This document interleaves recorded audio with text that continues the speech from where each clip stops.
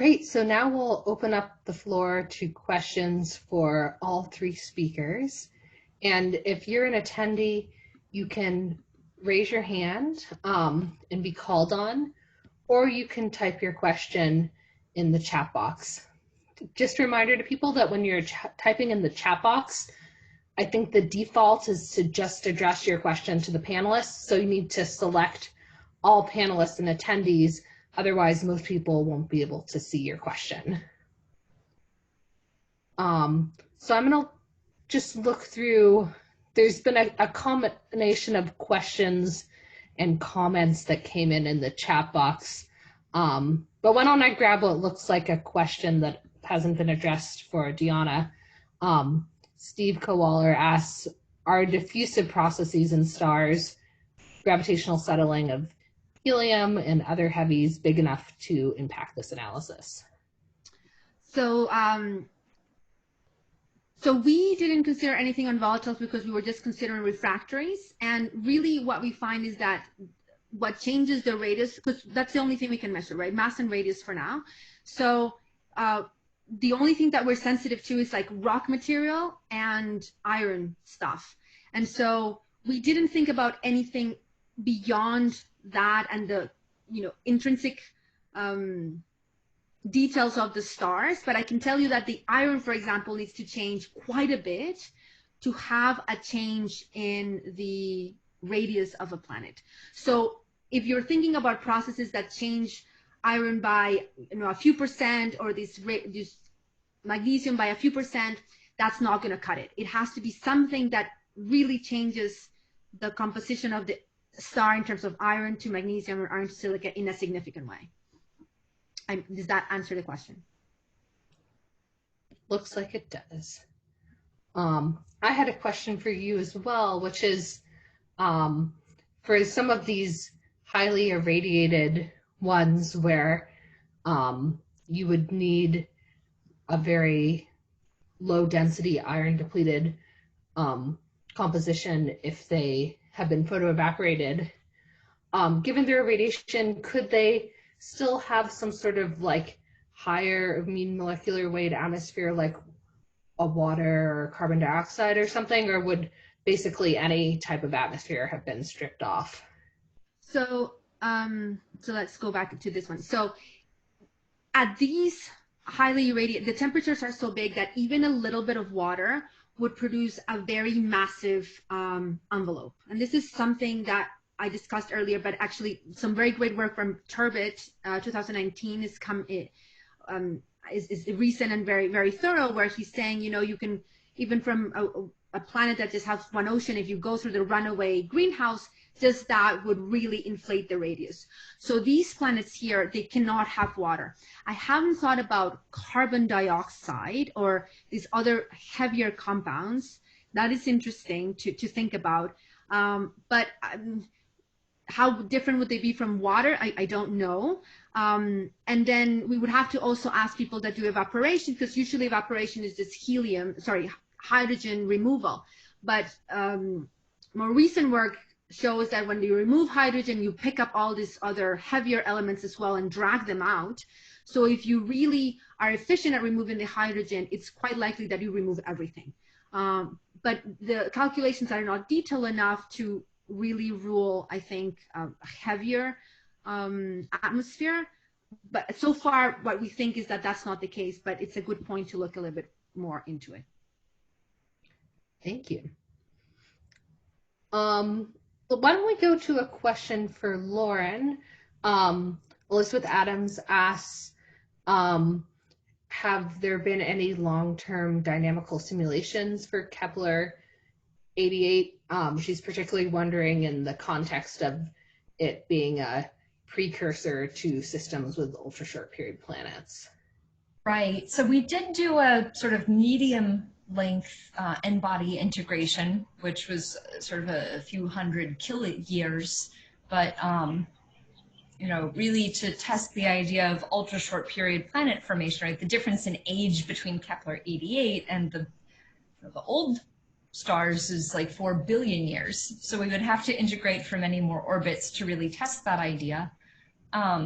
I'm a little concerned that that sort of just with the dynamics of the system that we know, just the resonance between the transiting planet and the non-transiting planet, I don't think that's enough to actually necessarily kick the USP into an ultra short period, or kick the not currently ultra short period into an orbit where it becomes an ultra short period planet.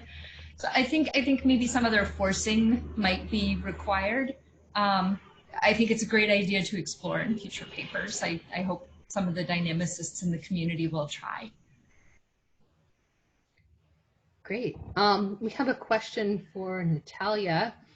So Jim Fuller asked, the large radius suspected false positives, in other words, the false positives with large radius that are likely due to eclipsing binaries, but what produces the suspected false positives at very short orbital periods?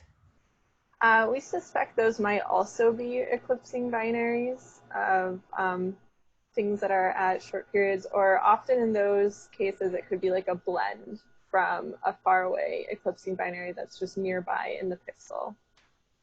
And then sometimes, yeah, we do find false positives from stellar variability. Great. We have a question for Diana from Lokesh Mishra, who asks, how are the uncompressed densities calculated? What assumption would I introduce if I were to use the uncompressed densities as compared to the mean densities?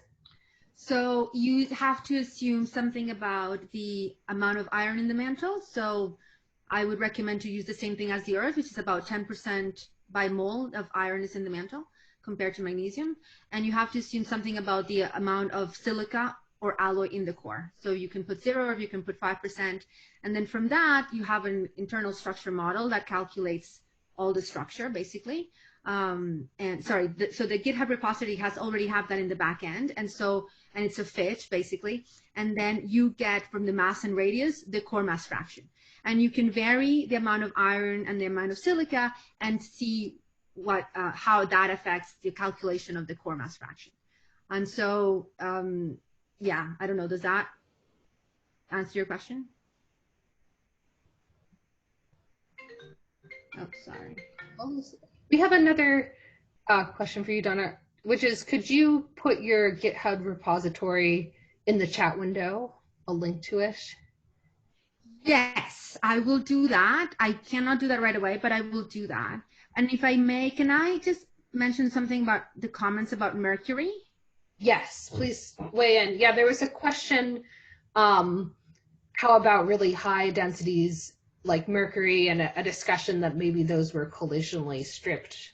Right, so that is the proposed scenario for Mercury, but it has been put to the test in a dynamical sense by, I forget his name, but it's in the group of Chambers, and it was last year, where you don't just have to be able to strip it, but in a dynamical sense, you'd have to be able to survive at the right period, etc. And they find that only 1% of the cases that they looked at produce a Mercury. And I think, so referring to the question, could it be constrained by equations of state? I think there's something of value of the equations of state that has an effect on the collisions. But I think also we need to understand a little bit better the fate of the debris, because a lot of what's preventing building Mercury-like cases and above is that the debris gets reaccreted as the planet, after collision, keeps going around the orbit. And but it's true that even so, that becomes even more pervasive as you go to higher and higher masses, because you need to collide to build those planets. So it's easy to remove the effects of catastrophic collisions that can get you out of a mean composition, because by colliding many more times, you go back to kind of the mean. So I think our understanding of how to really change the composition of rocky planets at those high masses is still lacking. Am I allowed to make a comment at all about that? I've been working with Cayman Unterborn on sort of similar stuff, and what was cool about this sort of Galar test catalog that I was talking about last night was that if you look at the iron to magnesium ratios of the stars within it, and then the stars within the, say, Hypatia catalog, and compare that to, say, the likes of the iron to magnesium ratio of what Mercury's supposed to be. So Mercury is around about 5 to 10, depending upon the model that you use. And so for the stellar population that we had, the iron to magnesium ratio is roughly 2. So meaning that the Mercury-like planets are actually rare to form in situ just by the stellar abundance ratios alone. Right, so I think Mercury is still a mystery, and I think it has been forgotten because it's so tiny that it doesn't really have an effect too much. But Earth and Venus and Mars, and that's the primary goal of many of these numerical bodies. But it's true that we don't have a reliable theory on how to produce Mercury. Yeah, so question about that. So that mass radius curve that I often seen plotted, that is like the maximally collisionally stripped relation, I think from Marcus et al. Yeah, something like this here, yeah. Does Mercury lie along that, or? I don't have it here. It does. It goes like, it goes something like this. So at the larger the masses, the more difficult it is to change the composition. But we have to take into account what they actually did. So what he did was take, I think it was a 5 Earth mass planet colliding with another 5 Earth mass planet and just collide that and see the effect. But and it's this kind of the same thing that had been done for Mercury, to say it strips out the outer layers that are presumably just rocks, silicate rocks. But once you put it to the test in a dynamical model with an n-body simulation, you don't get that variation because you get a lot of reaccretion. So unless something is very efficiently taking out the debris, and even when we did this calculation, even when we take out all the debris, we don't get a lot of variation. Yeah. Thank you. Let's see, do we have any?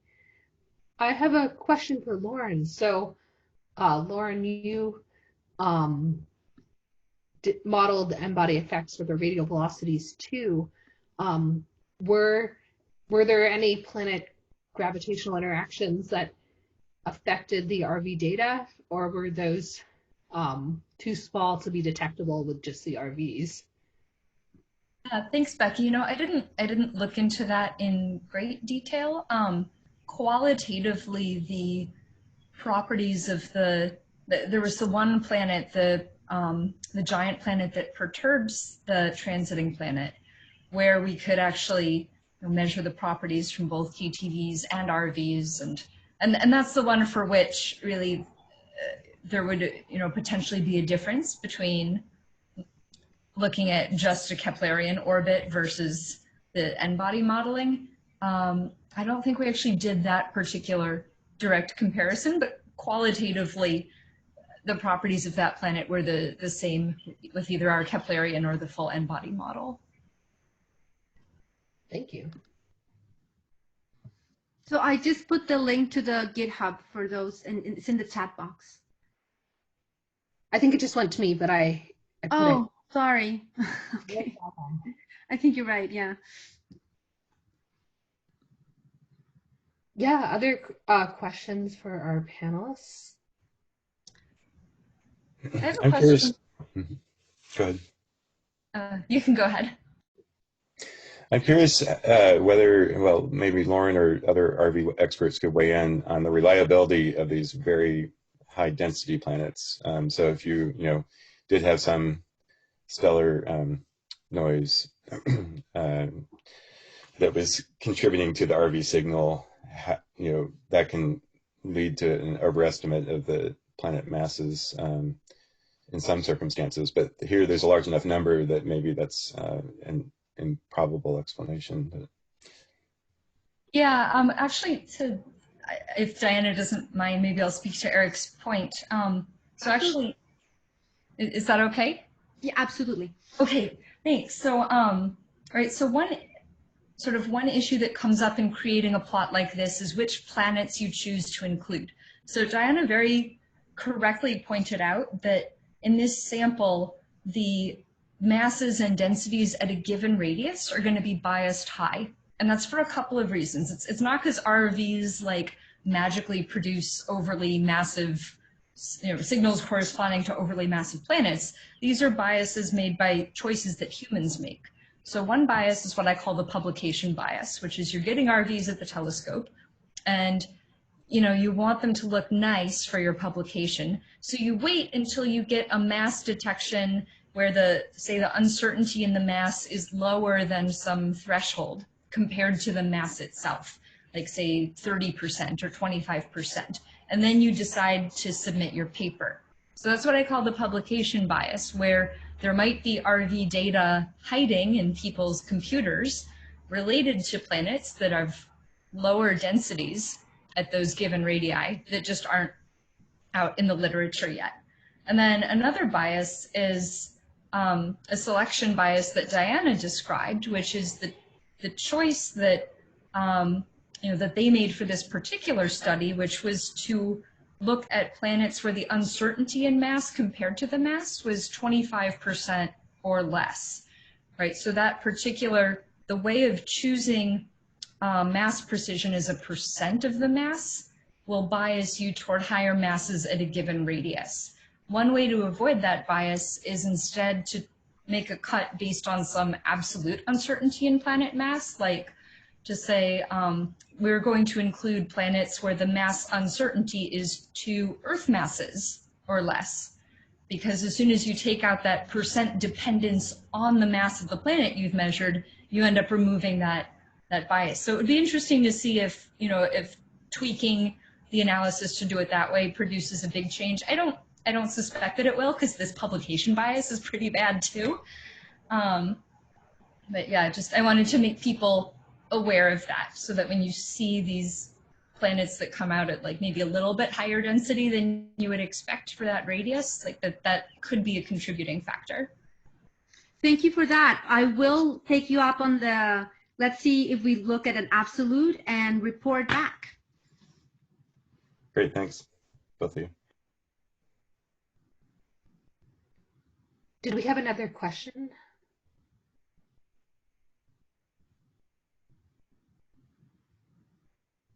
Oh, yeah, and I have a question for Natalia. Have there been any TOIs yet where the star has good enough data for astroseismology characterization? I'm not sure. I know that for some of the stars, some of the confirmed planets, like there has been a little bit of exploration of the stellar activity for those systems. And then in general, I think there's been a lot of investigation into the astroseismology activity for just test observed stars in general, but I'm not super sure about like 4 TOIs in particular. Yeah, thank you. Okay, any final questions before we go on to our lightning talks? Okay.